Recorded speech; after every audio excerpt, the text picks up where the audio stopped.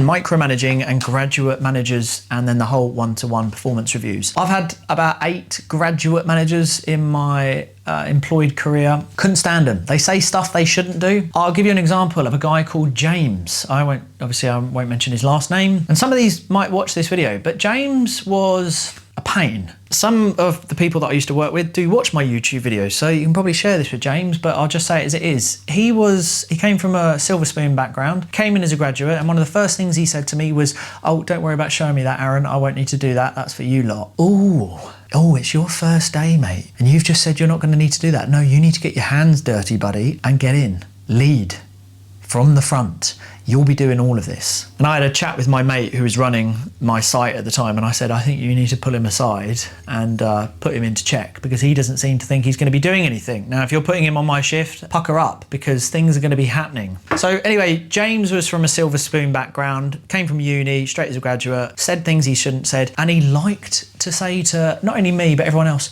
should we go for a walk? No.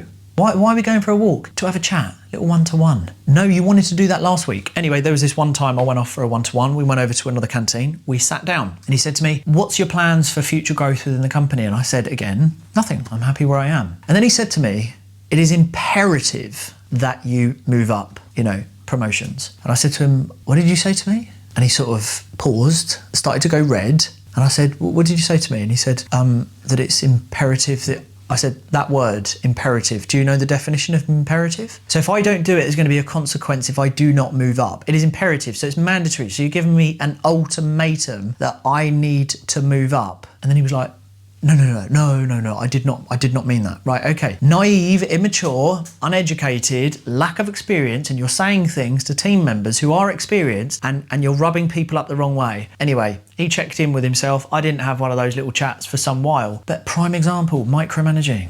Just like people when they would come, have you done that? No, I'm about to do it. Lay off.